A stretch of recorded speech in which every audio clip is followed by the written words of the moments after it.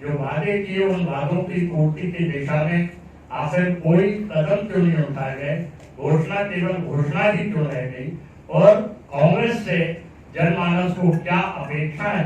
कांग्रेस जब दिल्ली में यूपीए के शासन काल में थी तो कांग्रेस ने क्या किया है देश में भी और इस प्रदेश में भी, और खास तौर से आप सब इस बात के साक्षी हैं कि यूपीए सरकार के दौर में 81 में होशंगाबाद अंचल में जो अब नर्मदापुरम हो गया है उसमें भी कितने विकास के कार्य हुए, चाहे पावर ग्रिड की बात हो, एनटीपीसी की बात हो, सिक्योरिटी पेपर मिल की बात हो, राजीव गांधी विद्युतीकरण योजना की बात हो, प्रधानमंत्री ग्राम सड़क योजना की बात हो, शहरी विकास मंत्री के नाते कमलनाथ जी के द्वारा दिए गए योगदान की बात हो। मैं ज्यादा समय नहीं दूंगा।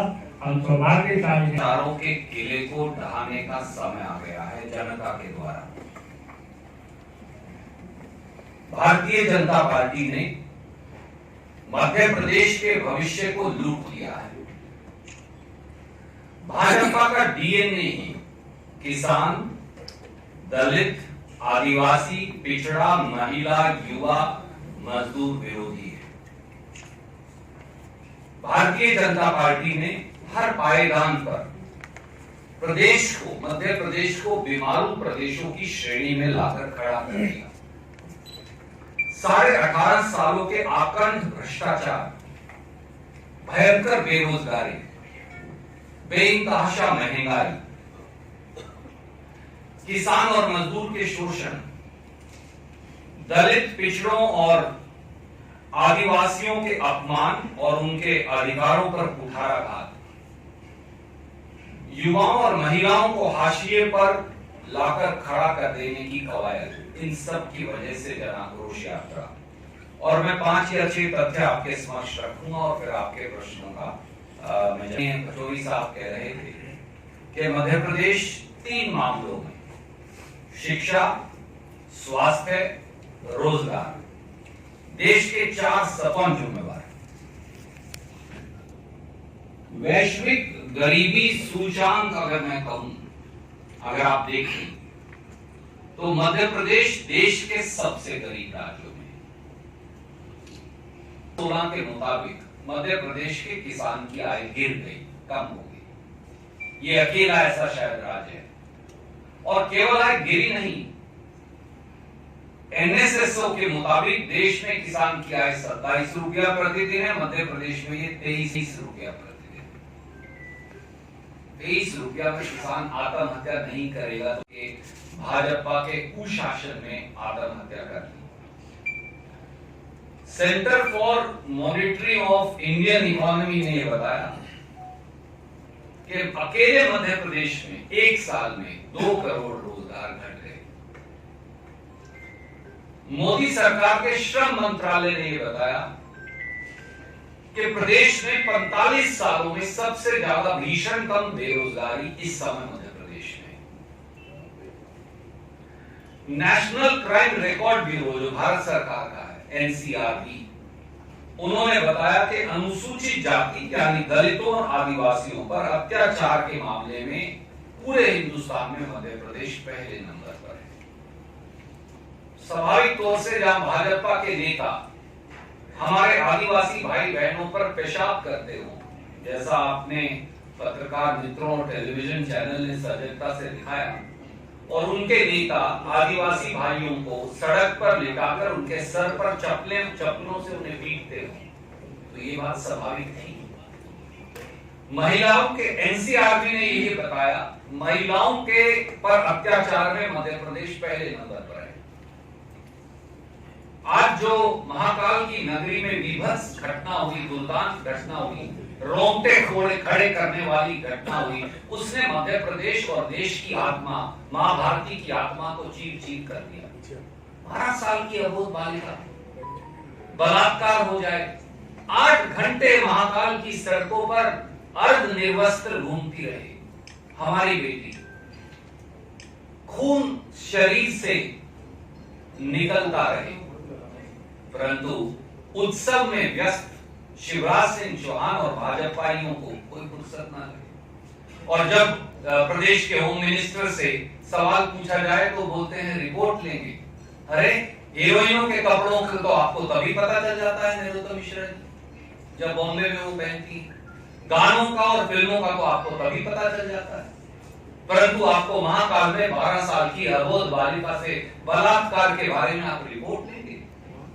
और सीएम तो गायब है, क्योंकि उन्होंने तो सबको टाटा बाय बाय कह चुके हैं, वो तो कल गुड बाय।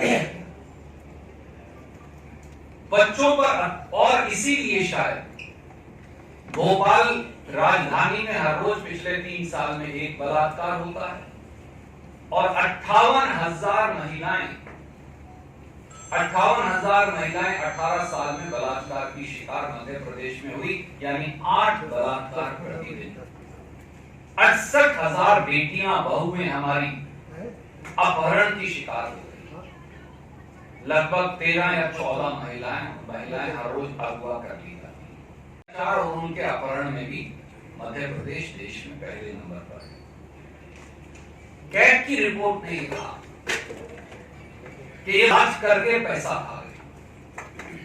रिपोर्ट ने कहा कि 2019 से 22 के बीच में भारतीय जनता पार्टी के लोग किसान के मुआवजे का पैसा खा गए, उसे नोएडा के बैंक खाते में जमा करवा दिया।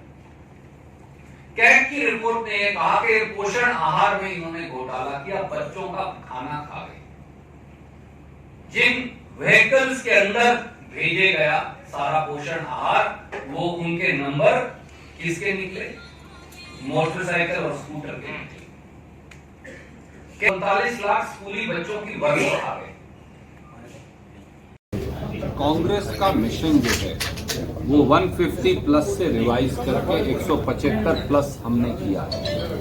ये जन आक्रोश यात्रा में मिल रहे जन समर्थन, जनता के आक्रोश और जिस प्रकार से लोग अपने आप सड़कों पर निकले हैं शिवराज सरकार के किले को ढाने के लिए, भाजपाई किले को ढाने के लिए, उससे साफ है। मैं एक बात और कहना चाहूंगा, आज जो महाकाल लोक में हुआ उस घटना ने शिवराज सरकार के पाखंड और प्रपंच की पोल खोल दी। एक ऐसी 12 साल की हमारी अबोध बेटी जिसके साथ अनाचार और बलात्कार हुआ, वो लड़की 8 घंटे तक महाकाल लोक थाने के क्षेत्र में घूमती रही, अर्धनग्न, आधे कपड़े फटे हुए, खून बहता हुआ, खून रिसता रहा। परंतु शिवराज सिंह चौहान की सरकार और शिवराज सिंह चौहान उत्सव मनाते रहे। जब उनके गृह मंत्री से ये पूछा जाता है नरोत्तम मिश्रा जी से, तो बोलते हैं रिपोर्ट लेंगे। अगर किसी हीरोइन के कपड़े छोटे हो जाते तो नरोत्तम मिश्रा को पता चल जाता बॉम्बे से यहाँ। पर आज हमारी एक बेटी से अनाचार हुआ, उसकी आत्मा छलनी हुई, मां भारती की आत्मा छलनी हुई। परंतु शिवराज सिंह चौहान, नरोत्तम मिश्रा, माननीय नरेंद्र मोदी, जेपी नड्डा, अमित शाह, किसी के मुंह से एक शब्द नहीं निकला। अरे सांत्वना का शब्द नहीं बोल सकते तो उन दरिंदों को तो गिरफ्तार कर लो। और उस बेटी ने यह भी बताया कि मां के साथ भी गलत काम हुआ है, परंतु अभी तक तो मां का पता भी नहीं। ऐसे दरिंदों को बीच चौराहे फांसी लगा देनी चाहिए, परंतु वो नहीं करेंगे, क्योंकि भारतीय जनता पार्टी की सरकार में मध्य प्रदेश में 8 महिलाओं के साथ अनाचार और बलात्कार हर रोज होता है। 58,000 महिलाएं इसका शिकार हो चुकी, 68,000 महिलाओं का अपहरण हो चुका। अब पाप का घड़ा भर गया है और पाप का घड़ा भरने के बाद मध्य प्रदेश की जनता उसे तोड़ने के लिए मैदान में है। और जनता ये कह रही है भाजपा को कि सिंहासन खाली करो, क्योंकि जनता आती है। एक बुधनी सीट की करो, बाकी मध्य प्रदेश में राइट टू हेल्थ को लेकर कोई प्लानिंग है क्या? बहुत बड़ा इशू है राजस्थान सरकार में। अपने शहर, अपने प्रदेश की ताज़ा खबरों के लिए लाइक करें, शेयर करें, सब्सक्राइब करें और हाँ, बेल आइकन दबाना ना भूलें, क्योंकि खबर हमारी, फैसला जनतंत्र का।